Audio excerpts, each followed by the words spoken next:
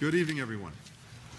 Very good to see you all. And let me say first, Secretary Austin and I just concluded a very productive and wide-ranging discussion with our colleagues, Foreign Minister Hayashi, Defense Minister Hamada, and this, of course, is ahead of President Biden hosting Prime Minister Kishida at the White House on Friday. It is hard to overstate the importance of the U.S.-Japan alliance. For more than 7 decades, it's been the cornerstone of peace and stability in the Indo-Pacific, ensuring the security, the liberty, the prosperity of our people and people across the region. One of the alliance's enduring sources of strength is our ability to adapt it, to meet the evolving challenges as well as the opportunities before us. Japan's new national security strategy, national defense strategy, and defense buildup program reflect the scale and scope of that transformation. These new strategies make clear Japan's commitment to invest in enhancing its capabilities to take on new roles and foster even closer defense cooperation with the United States and our mutual partners. We applaud Japan's pledge to double defense spending by 2027. Japan's strategies align closely with our own national security strategy, both in the key challenges that we identify as well as in how to effectively address them. We're committed to upholding shared values of democracy and human rights, defending the international rule of law, continuing to lead the world in tackling global challenges that no one country can solve alone, like the climate crisis and deadly viruses.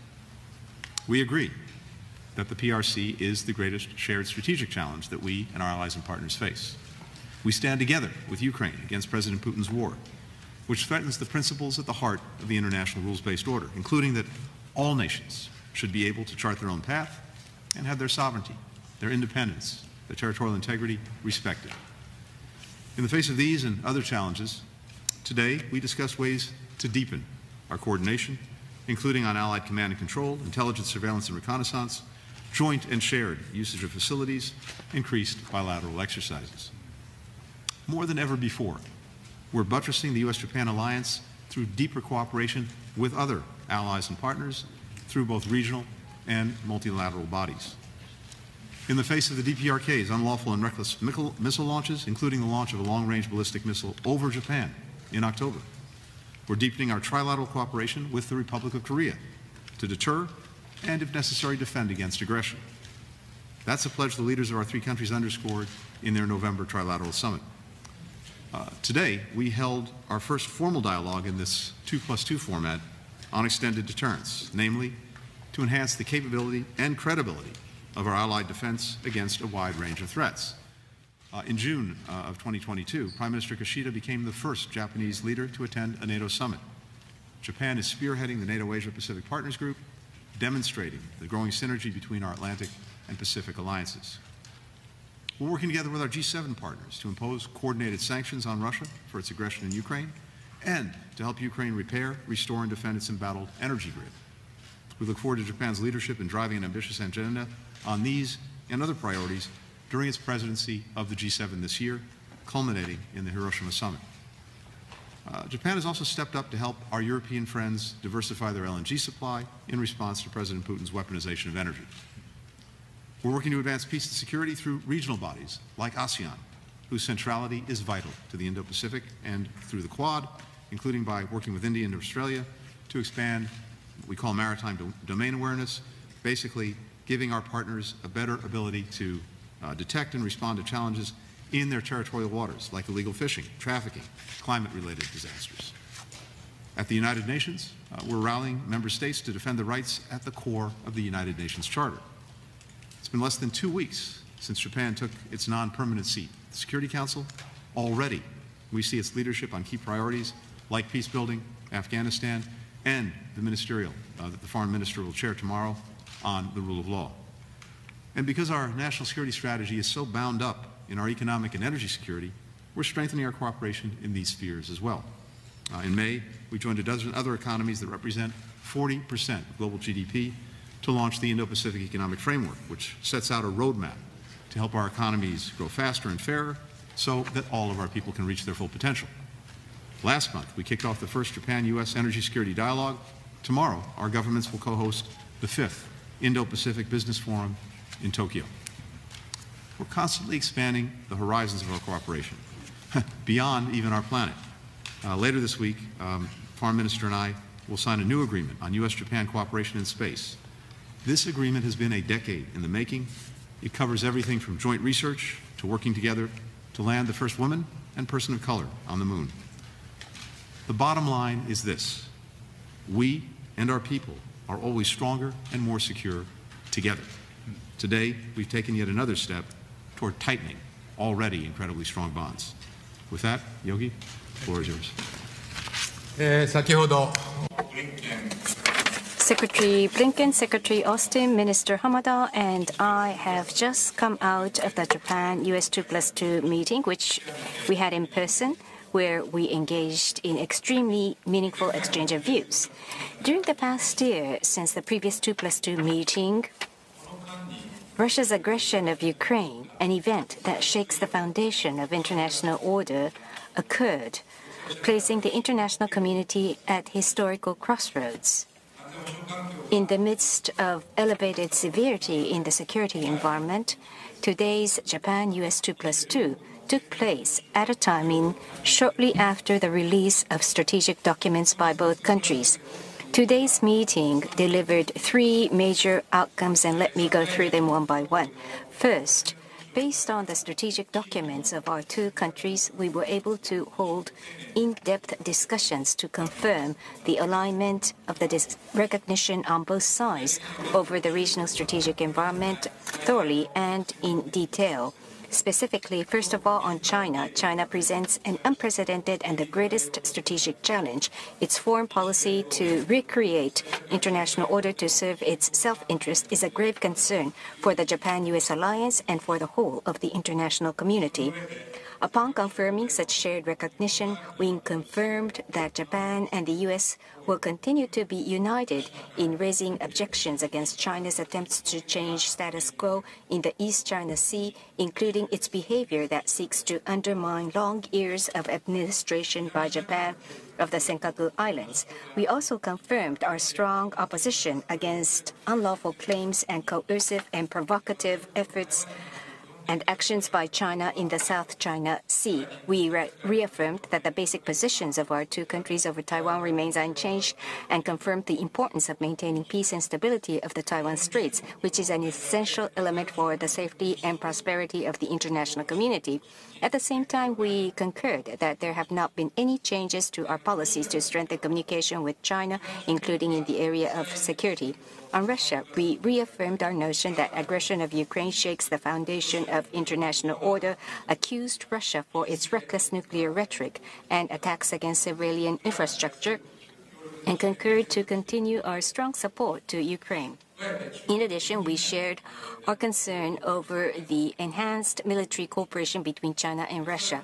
Further, on North Korea, we strongly accused them for the launch of ballistic missiles during the past year at unprecedented frequency and reaffirmed our unwavering commitment towards the complete denuclearization of North Korea based on UN Security Council resolutions. With our positions perfectly aligned, we agreed to continue to work closely together in responding to the North Korea issue, including the pursuit of immediate resolution of the abduction issue. 韓協力の深化の必要性についても一致をいたしました。 We agreed about deepening the trilateral cooperation between the three countries. Secondly, we affirmed the further endeavors to bolster the deterrence and response capabilities of the Japan-US alliance in view of the new strategies based on the increasingly severe security environment. I welcomed the U.S. resolve to optimize the force posture in the Indo-Pacific, including Japan, and we decided to continue close consultation how to further optimize the U.S. force posture in Japan, including the readjustment of the USFJ realignment announced this time. Extended deterrence was one of the agenda, and there was in-depth discussions at the ministerial level, spending some time. Having discussed that, we reaffirmed the strong U.S. commitment to the defense of Japan, underpinned by the full range of U.S. capabilities, including nuclear.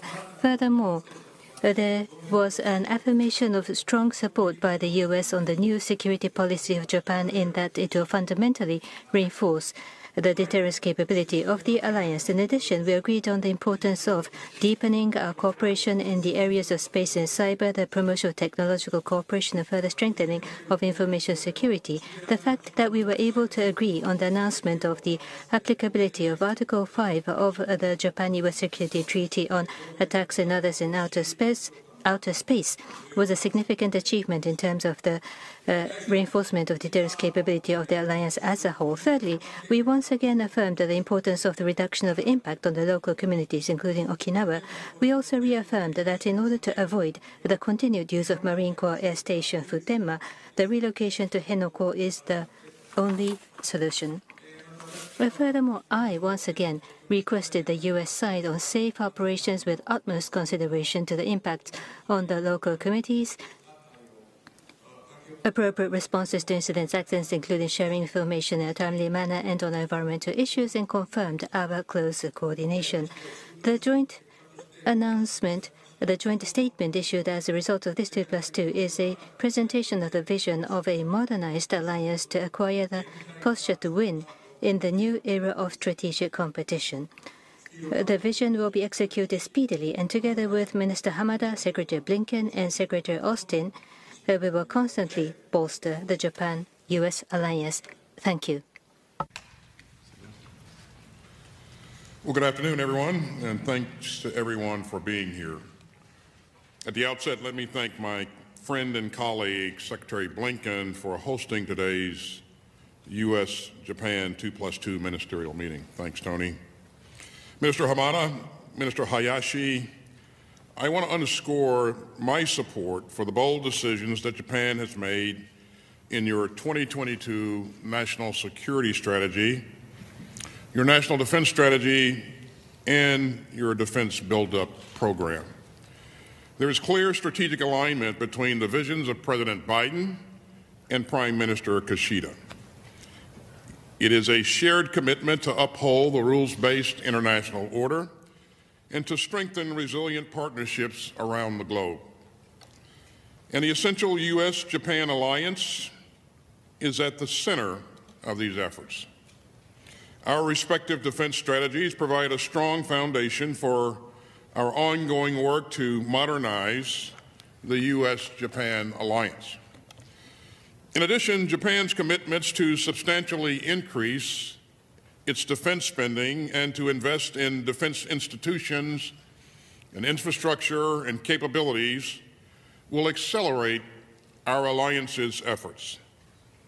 I'm grateful that we're meeting at such a consequential time as Japan strengthens its own defense and further contributes to regional peace and stability. Today, we welcomed an historic alliance decision to optimize U.S. force posture in Japan by forward stationing more versatile, mobile, and resilient capabilities. These actions will bolster deterrence in the region and allow us to defend Japan and its people more effectively. In an increasingly challenging security environment, we've decided that the 12th Artillery Regiment would remain in Japan and be reorganized into the 12th Marine Littoral Regiment by 2025. We will equip this new formation with advanced intelligence, surveillance and reconnaissance, as well as anti-ship and transportation capabilities that are relevant to the current and future threat environments. These posture updates adhere to the basic tenets of the 2012 realignment plan, and they will strengthen our alliance's ability to maintain regional peace and stability. We also discussed updating our alliance's roles and missions so that Japan can more actively contribute to regional security alongside the United States and other like-minded partners. And so in our meeting today, we strongly endorse Japan's decision to acquire a counterstrike capability. And we affirm that close coordination on employing this capability will strengthen the U.S.-Japan alliance.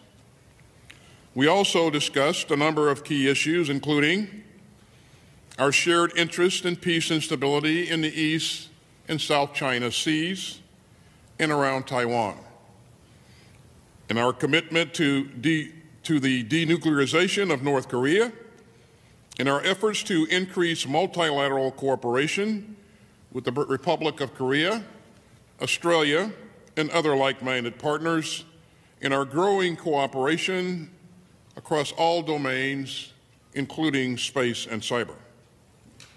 Now, as you've heard me say before, the People's Republic of China is a pacing challenge for the Department of Defense. Japan and the United States remain united in our concern over China's destabilizing actions. And I want to reaffirm the United States' ironclad commitment to defend Japan with the full range of capabilities, including nuclear, and underscore that Article 5 of the Mutual Security Treaty applies to the Senkaku Islands. And tomorrow, Minister Hamada and I will sign new arrangements that will increase opportunities for the Japanese and the United States defense enterprises to closely cooperate on advanced technologies, as well as increase linkages between our respective industrial bases. In our close consultations today, have advanced our alliance's efforts to address common challenges ahead of President Biden and Prime Minister Kishida's meeting at the White House this week. I'll close by reiterating that the U.S.-Japan alliance remains a cornerstone of our Indo-Pacific strategy, and it's critical to upholding a free and open regional order. Our alliance is stronger than ever, building on a foundation of teamwork, trust, and shared values that has underpinned our relationship for decades. And so there is no challenge that we can overcome if we continue to work shoulder to shoulder. Thank you. はじめにオースティン長官、ブリンケン長官、 At the outset, I extend my deepest appreciation to Secretary Austin, Secretary Blinken, and members of the U.S. side for having organized this meeting. My three colleagues have already mentioned the severity of the security environment surrounding us. As we live in this age of intense competition, in order to sustain a new rules-based international order and free and open Indo-Pacific, the role that the Japan-U.S. alliance must play has never been so enormous. The national security and defense strategies of our two countries that have been prepared most recently are highly consistent at a degree never seen before and will serve as a strong infrastructure for our bilateral cooperation. What is noteworthy is the importance attached by both countries to integrate all means and approaches to deter a situation from occurring. Alignment of our positions as such has been significant. At the same time, strategies don't end by just preparing them. In light of the severity of the security environment, both Japan and the U.S. is expected to put their strategies into action swiftly and steadily. Based on the new strategy, in order to expeditiously achieve the fundamental reinforcement of Japan's defense capabilities, I am committed to making maximum efforts to gain new capabilities, including counter-strike capability, and to enhance persistent warfare capability. I am much encouraged by the strong support shown by Secretary Austin and Secretary Blinken as I shared with them such resolve. Japan and the U.S. must promptly engage in discussions on strengthening partnership. During today's consultations, we agreed on the need to realize division of roles and missions, assuming the fundamental reinforcement of Japan's defense capabilities. The four of us agreed to promote initiatives in extensive areas, including effective operation of counter-strike capability based on bilateral cooperation, strengthening collaboration in space and cyber, and deepening cooperation in equipment and technology. We also agreed to deepen cooperation with partners, including Australia, ROK, ASEAN, and Europe, to expand partnership based on our alliance. Regarding the increasingly important extended deterrence in the region, I have listened to the extensive viewpoints of the U.S. from Secretary Austin. Based on that, in order for the U.S. extended deterrence to be even more reliable and resilient, we discussed what the two countries need to do. In order to optimize the U.S. force posture in Japan, the current realignment plan was coordinated in 2012. But in order to deal with the increasingly severe security environment, both Japan and the U.S. have decided to readjust the plan while maintaining the fundamental principles. Keeping the 3rd Marines Division Command and the 12th Marines Littoral Regiment in Okinawa will allow the forward deployed U.S. force posture to have more versatile capabilities, be more resilient, and more mobile. This effort will significantly strengthen the deterrent and response capabilities of the Japan-U.S. alliance, and at the same time will demonstrate the robust commitment of the U.S. to the defense of Japan. In order to execute these plans, we will coordinate closely with the U.S. side.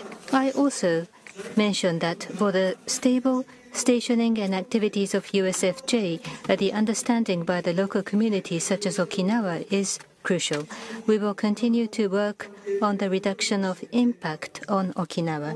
It was extremely significant that at a timing so soon after the two countries had formulated the strategic documents that will guide the future national security and defense policies, that the 4 ministers responsible for defense and foreign policy got together and had the opportunity to engage in in-depth discussions on how to implement their respective strategy.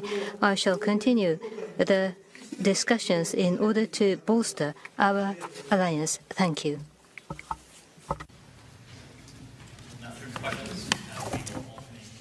Side. We will start with Sean Tandon of the AFP. Hi there. Good evening. Thanks for this. Can I follow up on a couple of things that you just announced?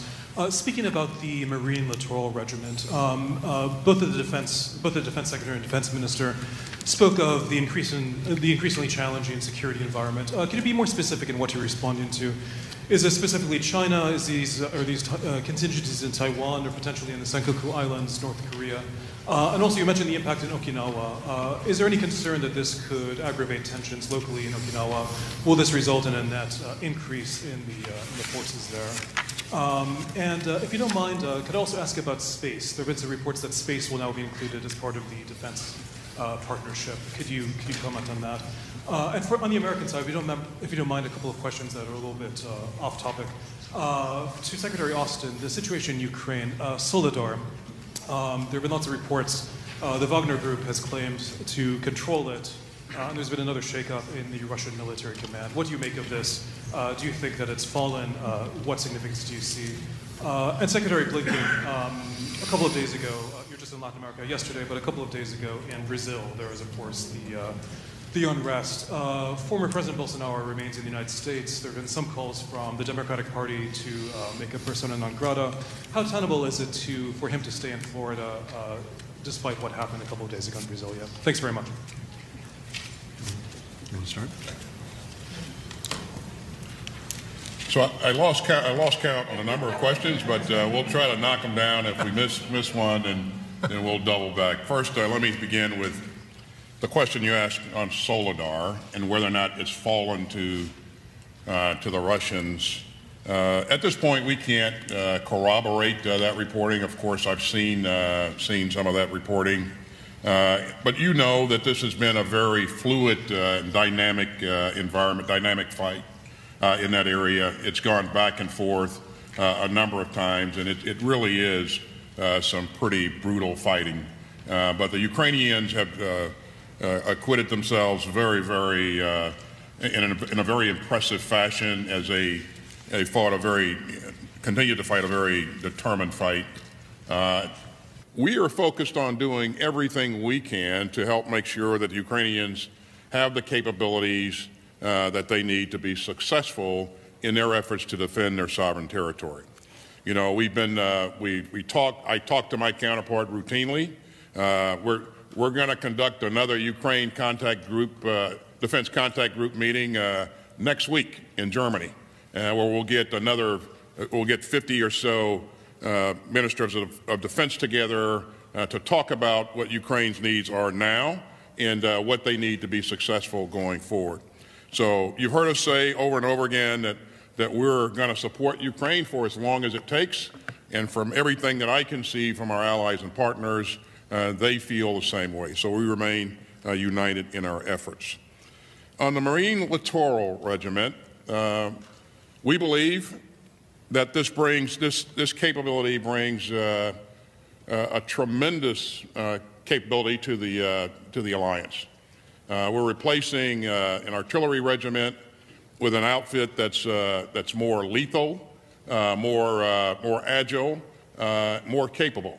And as you have seen from what's been published on this particular formation, it consists of a combat element, which is a battalion-size element, a long-range fires element, which allows us to gives us an anti-ship capability, which I think is very, very important, and also a logistical element that helps sustain the overall regiment there. So I think this is going to contribute in a major way in our efforts to help defend Japan and also promote a free and open Indo-Pacific. And that's really our focus. Japan, we share a common vision with Japan to maintain a free and open Indo-Pacific, and all the things that we're doing, points towards that direction. So I'm going to stop there and allow Minister Hamada to comment, if you'd like.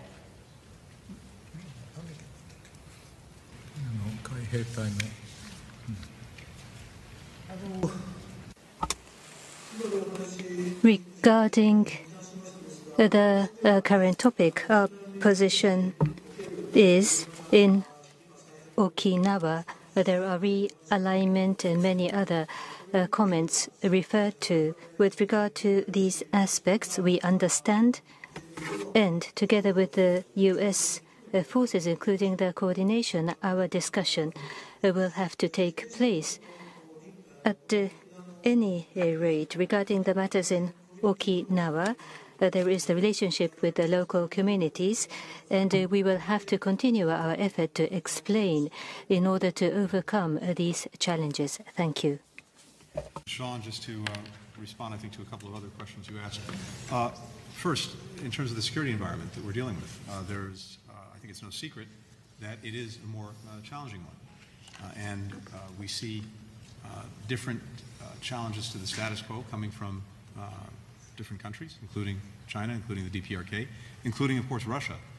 Even though that aggression against Ukraine is happening in Europe, it has profound implications for countries around the world, including in Asia, because this is not only a challenge to Ukraine and the lives and livelihoods of its people, it's a challenge to the entire international rules-based order and the very principles that underlie that order that are so important in every part of the world: sovereignty, independence, territorial integrity, the right to shape your own future. That's why Japan from day one has been such a strong partner with us and many other countries in seeking to uphold that order, whether it comes to Russia's aggression or in any other areas. You asked about our cooperation in space. Well, there's cooperation in cyberspace and there's cooperation in outer space. We'll be putting out a statement, if it's not already out, that reflects the additional steps that we've taken. But this is very significant.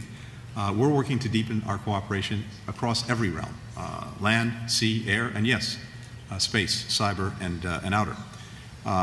The outer space component of this is important in the security and prosperity of our alliance.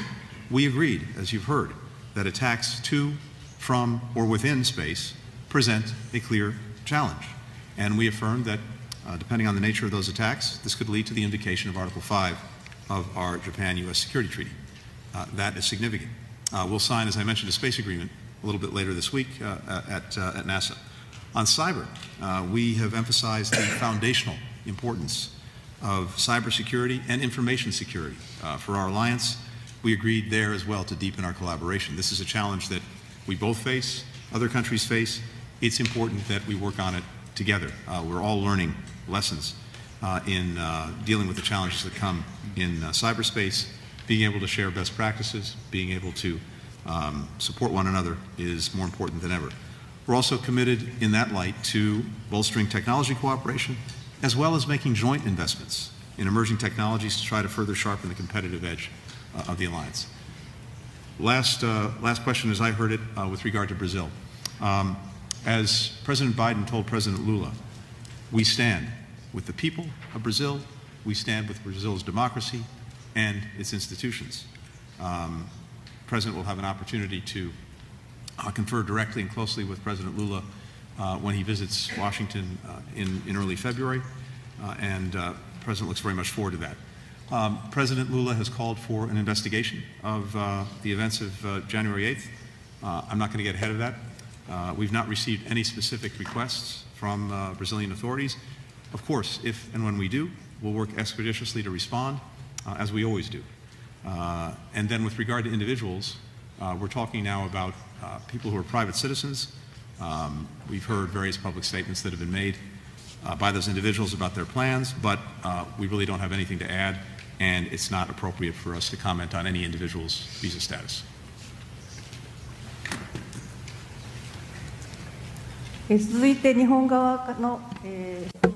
Next, from the Japanese press, Miki-san of Nikkei Newspaper Company.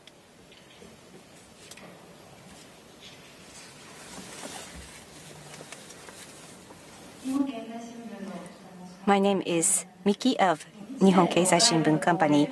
I have a question to both foreign and defense ministers of Japan and the United States. In East Asia, there are concerns over unilateral change of status quo by force, and there are those who point out the Taiwan contingency risk.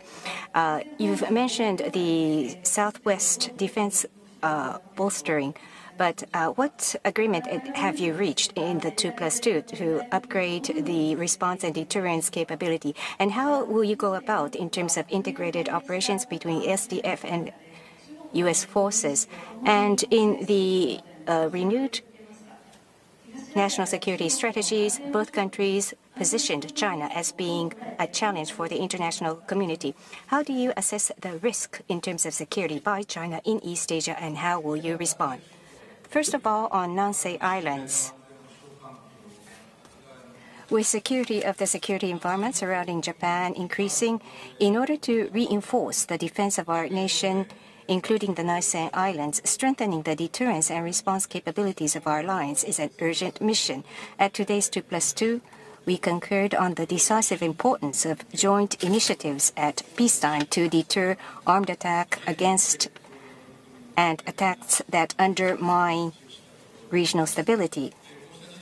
Based on such shared recognition, the joint statement issued today refers to concrete initiatives.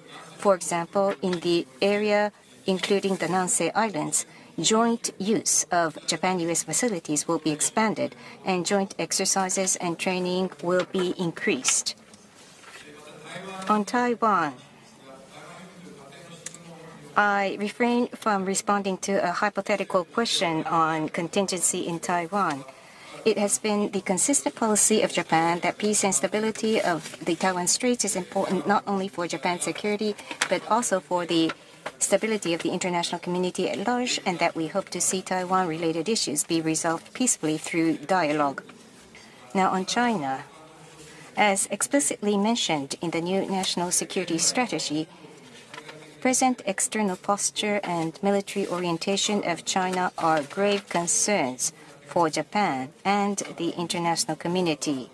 As we strive to secure peace and stability of Japan and the international community and strengthen international order based on rule of law, China presents an unprecedented and the greatest challenge. At the same time, Japan and China both bear important responsibility for regional and global peace and prosperity. Establishment of a constructive and stable relationship by Japan and China is essential for peace and stability of the international community, including the Indo-Pacific.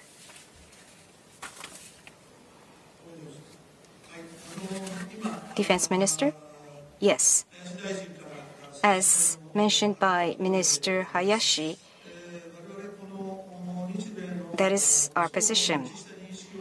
Based upon the mutual recognition of Japan and the United States in the area including Nisei Islands, we will expand the joint use of facilities of Japan and the United States, and we've committed to increase joint exercises and joint trainings.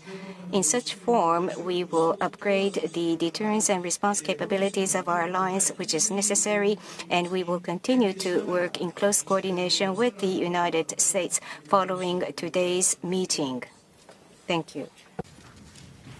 I have little to add because my colleagues have covered it so well. Suffice to say that first, we are united in ways that, at least in my experience over the last 30 years, we've never been before. There's greater convergence in our approach, greater alignment in our approach, both in terms of the way we see the challenges and how we propose to respond to them than ever before. And I think that's very significant, and you've heard both ministers speak to it. The statements that we're putting out, or we've already put out this afternoon, will reflect in detail that alignment, that convergence between Japan and the United States.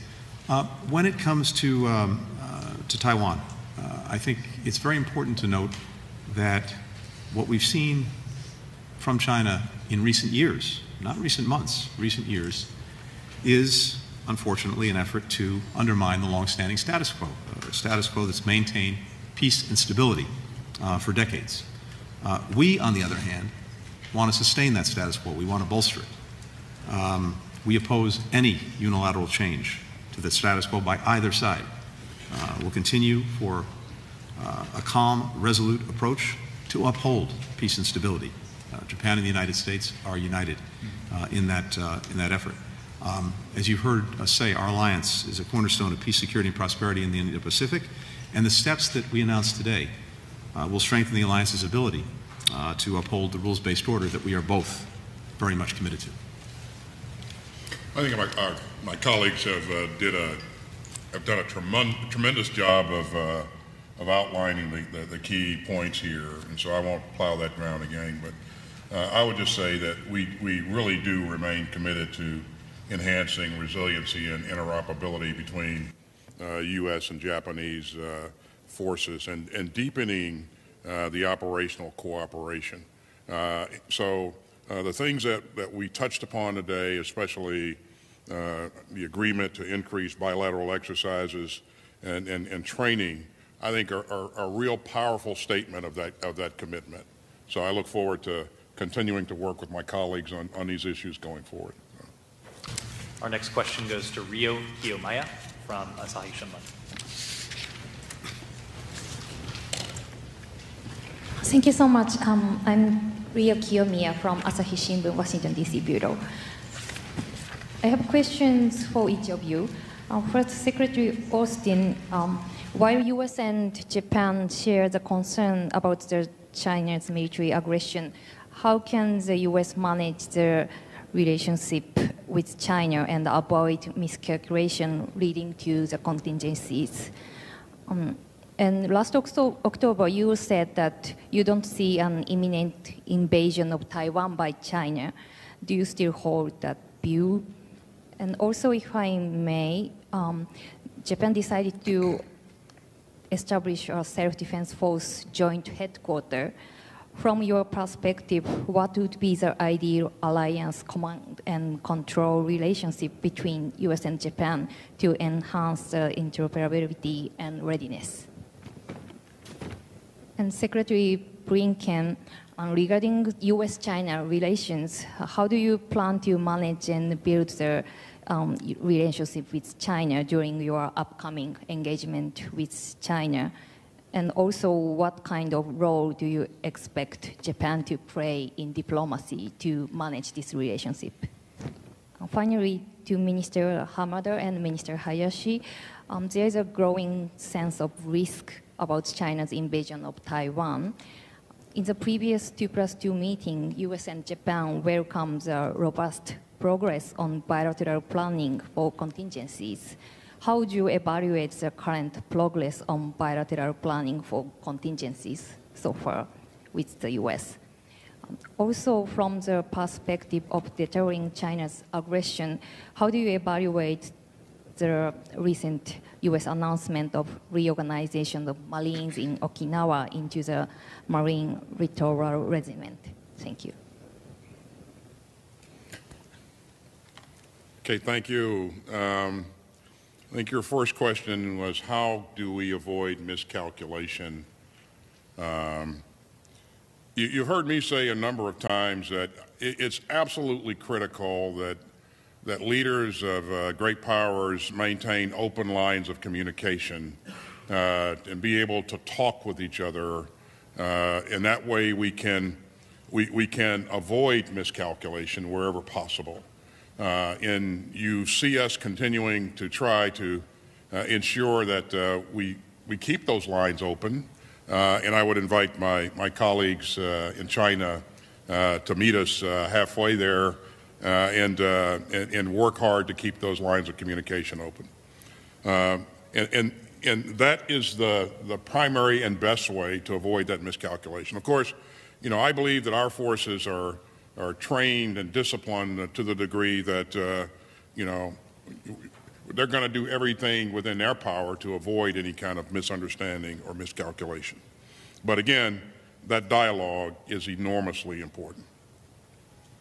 So, and then your second question was regarding whether or not whether or not an invasion of Taiwan by China is imminent.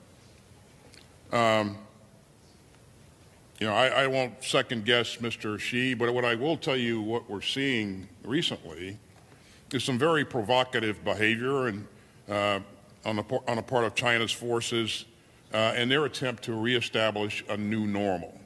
So we've seen increased activity, aerial activity in the Straits.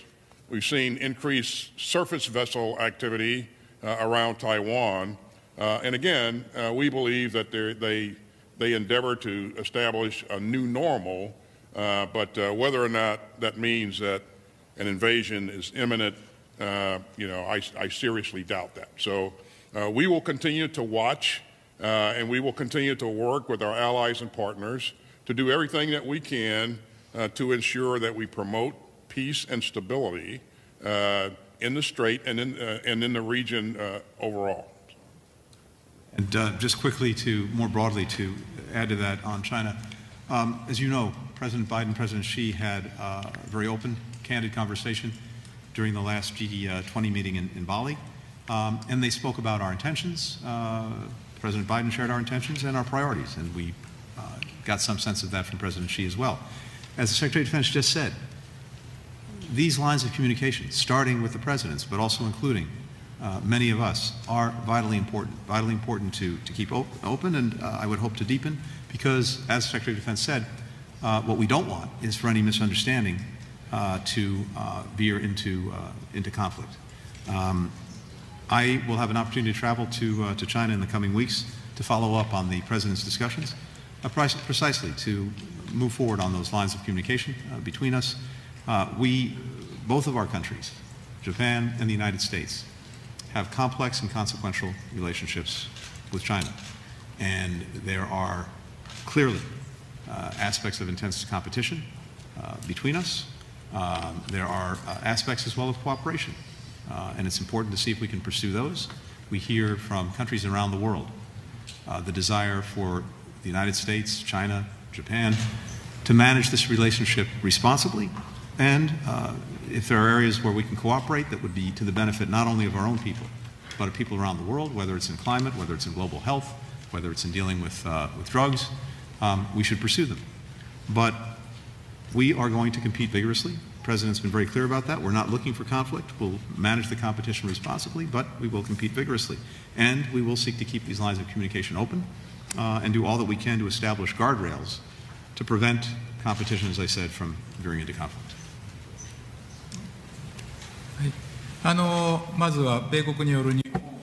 First of all, U.S.'s commitment and optimization of the posture in the Indo-Pacific, including Japan, is very much welcome. And including the recoordination of the realignment of U.S. forces in Japan in order to optimize posture of USFJ, we decided to continue our close consultations. And this may not be a direct response to your question. I may have misunderstood your question, but if your question is implying on guideline, there was no discussion over U.S.-Japan guidelines. Regarding the necessity of review of the Japan-U.S. guidelines, of course, it is being constantly studied, but we don't assume that it will be immediately necessary. Thank you.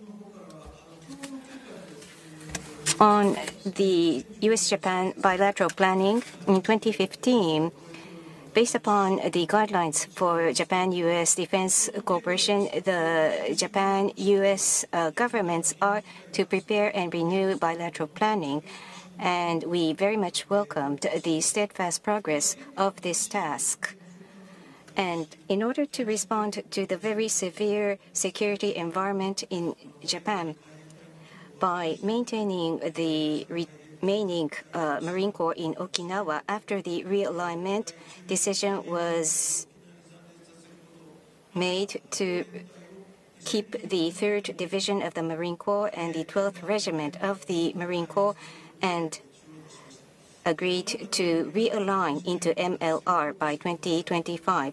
We believe that this will bolster the USFJ posture in Japan, and this also is a demonstration of the unwavering commitment of the United States towards the defense of Japan. And together with the fundamental reinforcement of defense capabilities of Japan, this will significantly elevate the deterrence and response capabilities of our alliance against attacks, armed attacks to Japan. This will be the last question. Tajima-san, Asahi Shimbun newspaper. Thank you. Tajima, Asahi Shimbun. Thank you. During this meeting, I believe the new national security strategy and the new defense strategy were the main topics. So I asked Minister Hayashi and Minister Hamada. So the reinforcement of defense, including counter-strike capability, and the meaning and the goal of significant increase of defense expense, how did you explain to the U.S. side, please? And then Secretary Blinken and Secretary Austin, if I may. The strengthening of Japan's defense capability, what is your assessment? And the new strategies of both countries have been really going forward, the deterrence and the response capability of the two countries. How do you intend to elevate? Earlier, Minister Hayashi referred to the guideline about the possibility of the need to revise the guideline. What is your view? Thank you. Please allow me to start. At the 2+2 today, based on the new strategy, we affirmed the future activities in order to bolster the defense and response capabilities of the alliance under the new strategy in light of the increasingly severe security environment.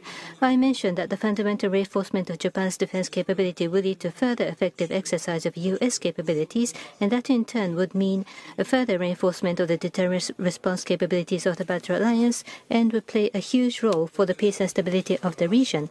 The U.S. in response expressed firm support. As I mentioned earlier, as a result of the 2+2, the joint statement to be released, this presents a vision of the alliance in the new era of strategic competition. The plans will be implemented speedily, and together with Minister Hamada, Secretary Blinken, and Secretary Austin, we will constantly bolster the bilateral alliance. If I may, regarding the fundamental reinforcement of Japan's defense in order to speedily realize about the significant increased defense, we will acquire new capabilities, including war sustainability and counter-strike capability, and express my very strong commitment. As Minister Hayashi just mentioned, the U.S. side mentioned that they will strongly support Japan's new strategy, that this is a major evolution of the bilateral alliance Based on today's discussion, in this most severe and complex security environment after the war, we will fundamentally reinforce the defense capability, including the counter-strike capability, and together, in order to make the U.S. alliance be a contribution to peace, stability, and prosperity of the region and the world, we will continue to work with Secretary Austin, Secretary Blinken, and Minister Hayashi to strengthen the alliance. Thank you. Thank you for the question. It's very simple. We heartily welcome the new strategies, especially because there is, as I said, and we've all said, remarkable convergence between our strategies and Japan's. We applaud the commitment to increased investment, to enhanced roles, missions, and capabilities that you've heard, to closer cooperation, not only between the United States and Japan, but as well with other allies and other partners on a bilateral basis, but also on a trilateral and multilateral basis. We already have a strong foundation. That's only going to grow. As we read them, these new documents really reshape the alliance's ability to promote peace and protect the rules-based order in the region, but also beyond, around the world. I think what you're seeing in real time is an alliance that is modernizing, and the United States and Japan are working in lockstep to be prepared for the emerging challenges in the Indo-Pacific and beyond. So we could not be more pleased with the work that we're doing together, but also, and I have to say, for Japan's extraordinary leadership. I know President Biden will have an opportunity to share that appreciation with Prime Minister Kishida when he welcomes him here to Washington later this week. I certainly agree with Secretary Blinken. There is clear strategic alignment between the visions of President Biden and Prime Minister Kishida. You see that reflected in the strategies as you put them side by side.